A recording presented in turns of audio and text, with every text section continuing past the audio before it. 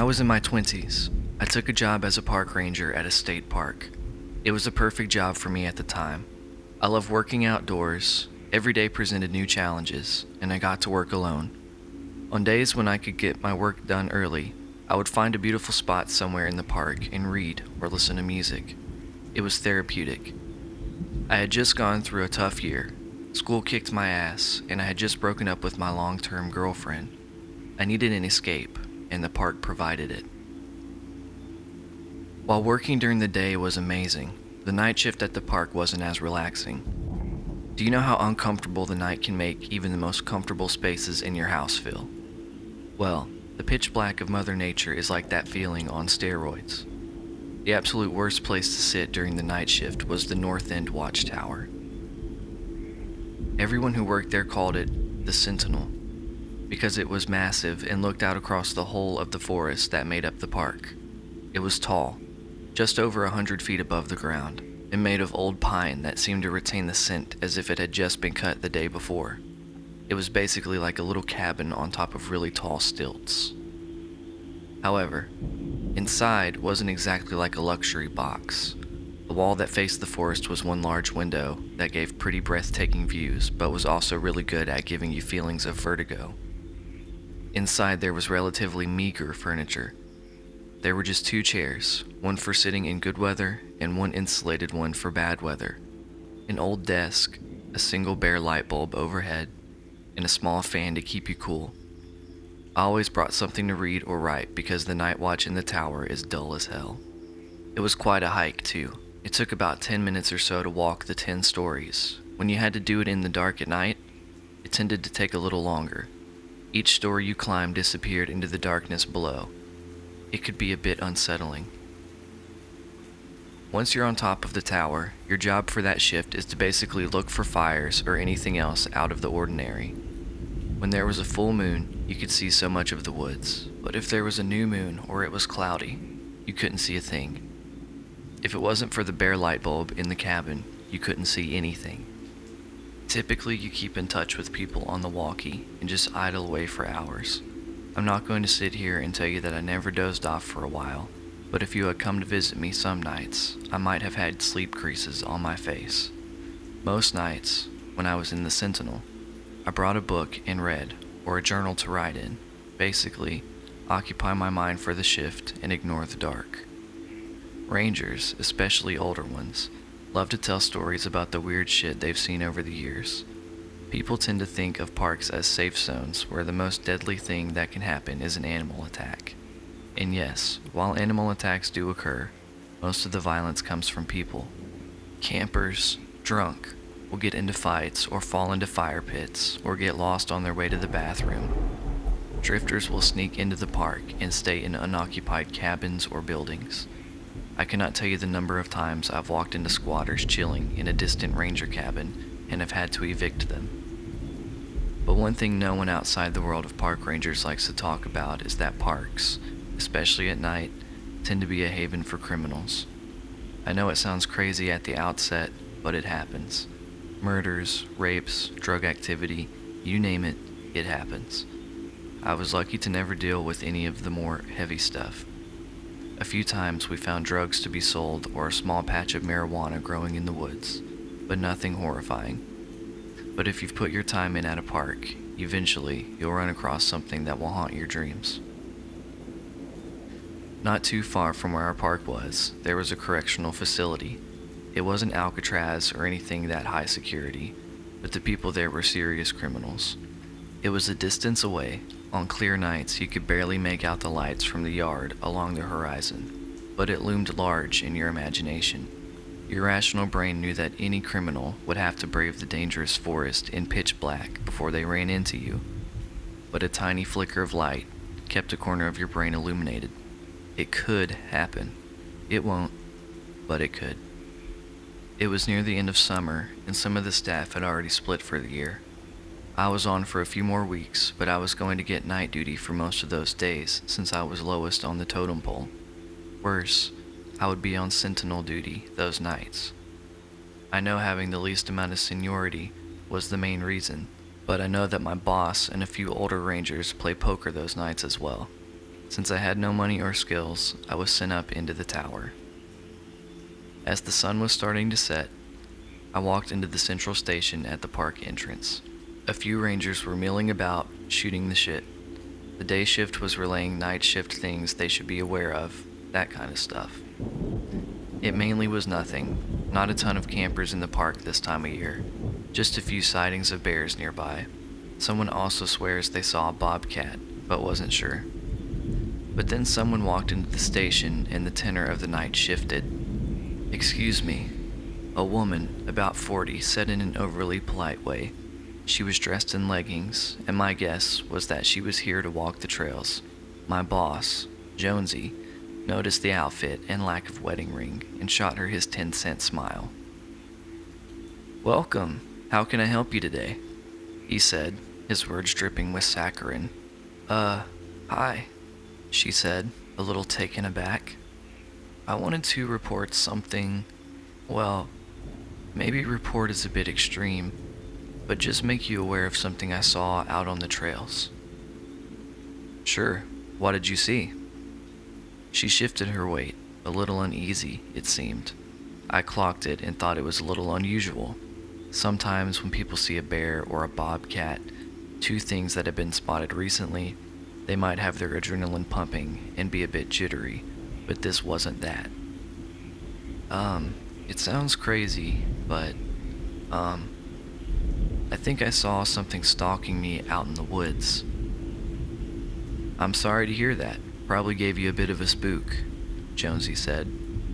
"We've had a few bear and bobcat sightings lately." "No," she said definitely. "It wasn't a bear or a cat. I think it was a person." "What trail?" "Sandalwood Loop B, I think it's called. That's not far from a few campgrounds and fishing cabins. They didn't look like a camper." Everyone in the cabin had stopped talking and turned their attention to the woman. She noticed, and you could see the red rush to her cheeks. "What did they look like?" They looked shadowy," she said, "like they were afraid of the sun or something." "And they were following you?" "I caught something in the corner of my eye around the last turn of the loop. I stopped and pretended to stretch, and I saw something in the woods just over the trail.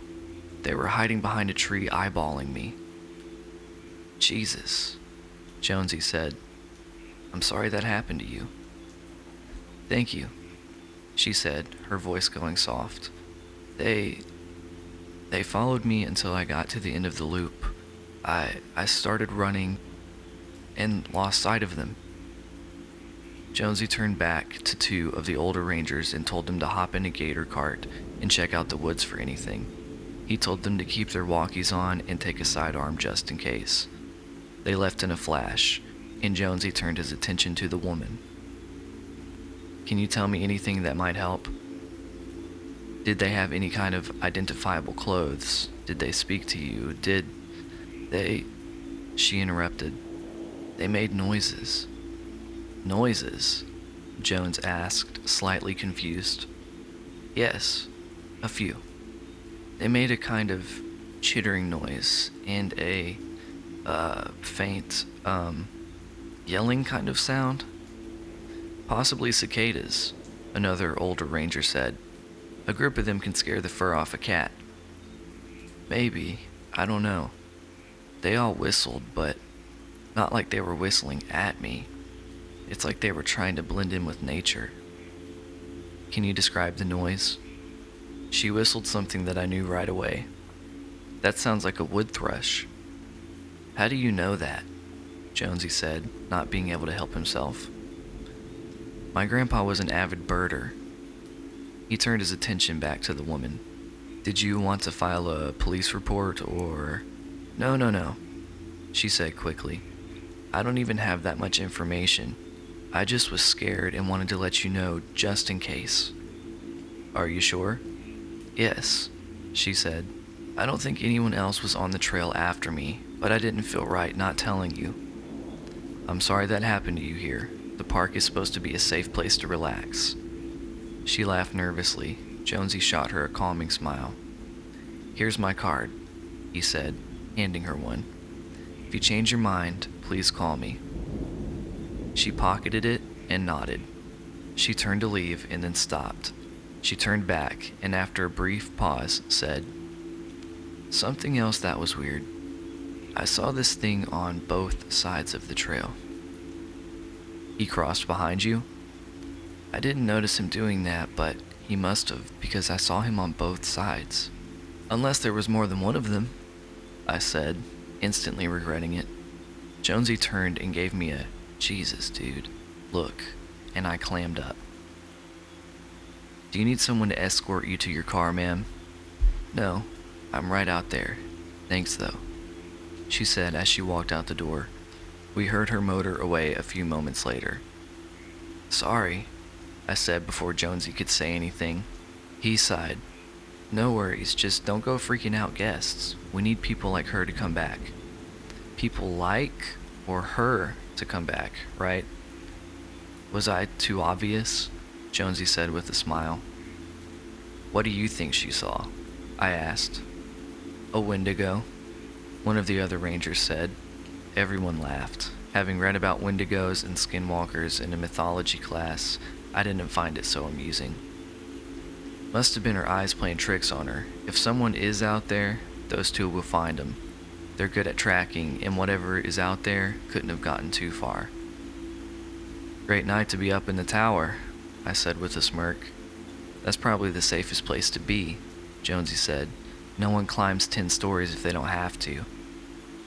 I hung around for about another half hour or so to see what came of the trackers. They came back and said there wasn't anything around the Sandalwood Loop.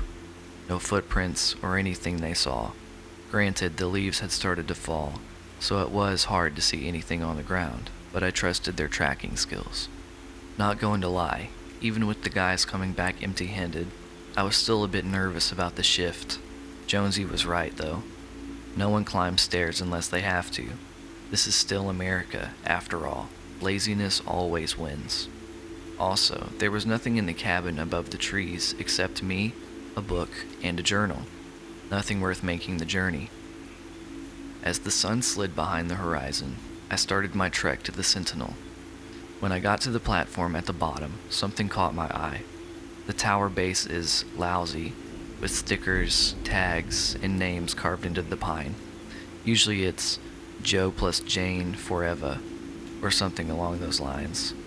But what had been freshly cut was a bit different. It was a pair of eyes.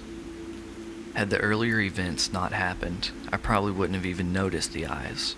I chalked it up to my mind, already being primed to see some spooky shit. I assumed it had been some kids earlier or one of the older rangers looking to give me a scare. Whatever it was, I did a quick glance around me before I started up the stairs. From the vantage point high above the trees, you can see storms come rolling in. Tonight was no exception. It was a waning crescent moon tonight, so it would be a bit dark, but those rain clouds made it pitch black. The only natural light I would see would be the occasional burst of lightning inside the clouds. The wind had picked up too. You can tell because there is a slight shift in the tower when the winds gust. Not a lot, but just enough to notice. You get used to it, but when it first hits, it can be a bit jarring. There were a few wind gusts, but I settled in for the evening and stopped noticing. About an hour later, my walkie crackled to life. "How's the view?" It was Jonesy. "Great," I said. "We're about to do a pass around the park. Wanted to give you a heads up." I leaned forward in my chair and glanced through the window towards the base. I saw Jonesy and a few other rangers getting into their gator carts to head out. Their headlights were bright, but only because there was literally no other light down there. The beams themselves only saw a few feet in front of you. "Thanks. You guys need me to scout anything for you?" "No, we'll be alright. But hey, if you see any wendigos, let me know, huh?" "Funny," I said. "If you hear any thrushes singing, run. Those boys should all be in bed by now." "I'll keep that in mind. Be back in a half hour. 40 minutes tops." "Over and out," I said. and I placed down my walkie and watched those tiny ants drive off into the woods and out of sight. I kicked back in my chair and started reading again. That's when I heard a board creak. At first, my mind assumed it was probably just the wind pushing the tower. It can cause a creaking sound in the tower, but my brain pushed away the fog of rationality and a more terrible thought became clear. What if somebody was outside the door? I would have heard them walking up the stairs, right? I looked around for anything I could use as a weapon. Outside of smashing my walkie or flashlight into this potential person's head, there wasn't much. If I did need to escape, light and communication would probably be a good thing to have. Didn't want to have to go and break my essential equipment. I grabbed my walkie and pressed the button. "Jonesy," I said, trying to sound confident. "Jonesy, you out there?" I knew there was a chance he might be out of range. Sometimes these walkies can be wonky in the forest, and I was praying he would respond. But the longer I heard the static, the less hope I had he could hear me. "Jonesy, just curious if you guys had circled back this way." "Finally. Yeah, Ned forgot his light, and we came back, but we're heading out now." "Okay," I said. "Hey, odd question, but did anyone come up to the Sentinel by chance?" "Just you," he said, and then added, "Why?" Thought I heard a board creak. It's breezy tonight, storm coming in, probably just the wind, or the Wendigo," he said, chuckling to himself. "Have fun," I said, ending the conversation. I put my walkie down and stared at the door that leads to the stairs.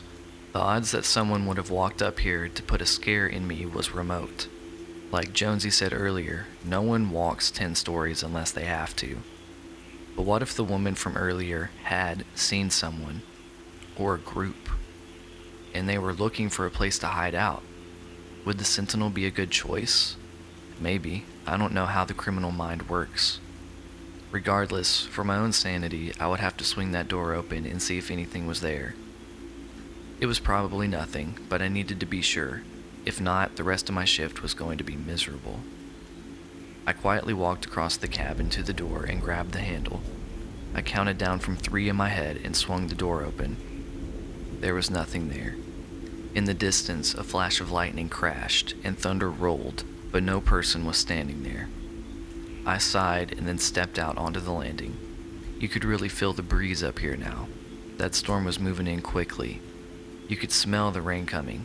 The earthy scent that the raindrops stir up was all around me. Even though I was sure no one was outside the cabin, I wanted to check out the stairs just in case. I walked over to the stairs and stared down. In the darkness, the stories below me just merged with the night. I couldn't see anything. I pulled out my flashlight and shone the beam down the stairs to the next landing. The flashlights we had were decent, but not ideal. Cops get 1,000 lumen flashlights to shine in your eyes when they pull you over, and we were lucky to get half of that. It's not like we'd need adequate lights working in the pitch black or anything. I walked down to the first landing and glanced around. Nothing seemed out of place. I flashed my light down to the next landing, and something caught my eye. The light reflected off of something on the stairs. Not unlike a toddler, I made my way down to the shiny object. I was a little surprised to find a small piece of reflective strip on the stairs. I didn't remember seeing it on the way up. I would have picked it up to throw it away. It looked like it had been ripped off a jacket or uniform or something, but how did this get here? The wind might have blown this up from a campsite, but that felt wrong. It was. I turned to climb back up the cabin when I froze. On the railing, someone had carved another set of eyes. I didn't move. I stood there as my brain tried to piece together an excuse that made sense, but it was failing. Even when I started to feel the patter of the rain on my face, I didn't move. What the hell was going on? Fearing that someone might be looking at me, I clicked off my flashlight. I know I said earlier that I didn't want to waste essential tools, but at this point, I was ready to brain someone until the damn thing broke. The rain started to come down a bit harder, which helped to break me from my fugue state. I was about to start back up towards the cabin when I heard the floorboards above me squeak. There was a crash of thunder nearby, and it barely registered in my mind. I was so tuned into the symphony of pine stairs that a bomb could have blown off near me, and I'd miss it. After what felt like 17 hours, I hadn't heard anything else. I relaxed a little bit. It was probably nothing. My mind was overactive, and I was red-stringing together desperate events into a cohesive narrative to scare myself. I was sure that was it. Then I heard something drag across the pine above me. It sounded like someone was gouging out the wood. I didn't know what to do. My legs felt like jello. I wanted to go streaming down the stairs, but I was afraid I would make too much noise. Plus, the idea of running down 8 stories of now wet steps didn't sound ideal. I slowly started making my way towards the stairs, heading down, when the gouging noises above me stopped. After a slight pause, I heard footsteps head towards the door of the cabin. Someone was up there. I was sure of it. What they wanted to do? Well, I didn't want to think about that. I slowly started down the stairs, careful not to let any of them squeak underneath me. I kept my flashlight off and just descended into the darkness.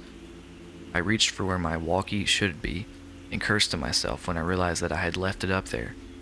As if on cue, I heard the cabin door swing back open and heard an object crashing through the trees towards the ground. As it passed me, I heard the familiar static of the walkie. Whatever was in the cabin had just tossed my only lifeline to the outside world. Well, fuck. That wasn't good. I hastened my trip down the stairs. As I rounded the landing for the 6th story, I suddenly heard the familiar call of a wood thrush 3 landings below me. Only the thrushes were gone at this time of night. This was a person. He made the noise again, and it clicked to me as to why they would give their position up. He was signaling to the person above me. He was letting him know where I was. 1 above, 1 below. I was trapped. Above me, I heard someone start down the steps. They moved slow and steady. Deliberate. Whoever was up there was coming down to me, and I had nowhere to go. I thought about jumping down and trying to grab a branch on the way, but knew that that would end poorly for me in the best of scenarios, and deadly in the worst. They rounded the 2nd story down. I was running out of time for a plan. I could run down the stairs and try to bull rush whoever was down there, but the rain was coming down harder now, and we could slip and fall over the tower. The only thing I had going for me was the darkness. I had the only light, and outside of the occasional lightning flash, it was dark as hell. It would cloak me if I could find a spot to hide. As he rounded the landing above me, I made a decision that, looking back, was one of the wildest things I've ever done in my life. I wake up some nights gasping for breath because I dreamed about doing this. The instinct to survive is so deeply ingrained into our animal brain that I suppressed all the fear I would usually have and just acted. As quietly as I could, I climbed over the handrail on the landing and hung off the side of the stairs. My feet felt for the handrail on the landing below me to help steady me, but my toes just grazed against the wood. I couldn't reach them. My arms started burning as they held my weight. I clawed into the wood with my hands, hoping my nails digging into the pine would counteract my wet palms. I closed my eyes, partially to shut out the pain in my arms, and partly because I was afraid the whites of my eyes would get me noticed. I heard the footsteps turn the corner and start to come down the stairs right next to me. I held my breath. My arms were burning, and I was so afraid I would lose my grip. The person took the steps one at a time, slow as possible. They were looking for me on the landing, but didn't see me. Suddenly, whatever it was, started chittering into the darkness. A few seconds later, the wood thrush called back. The footsteps stopped coming down the stairs and started going back up. No, no! In a flash, a solution came to me. I used my right foot to kick off my left boot.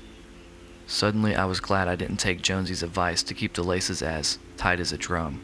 I kicked my boot onto the landing below me, and they landed with a heavy crash. The footsteps stopped going up the stairs. I freed my other boot, and it crashed down next to their partner on the landing. It sounded like I was down there. The footsteps walked right past me, heading down quickly to surprise me on the landing below. As soon as they rounded the corner, I called upon all the strength of my body and quickly pulled myself back up over the railing. I landed with a thud which gave away the ghost. I popped up and dashed up the stairs to the top of the cabin. I knew they'd be right behind me, so I didn't hesitate. In seconds, I was at the top of the stairs and outside the cabin door. I was met with another pair of eyes carved into the wood. they stared back at me, watching and waiting to see what I was going to do next. I dashed into the cabin and leaned against the door to brace it against anyone trying to burst in. I knew 2 people, at least I hoped they were people, were coming, and they were not going to stop until they got into the cabin. Another bolt of lightning flashed nearby, and the ensuing thunder shook the tower. Things were close. I glanced up and noticed that someone had carved another set of eyes staring at me just above the window, only this time they left a message with the picture.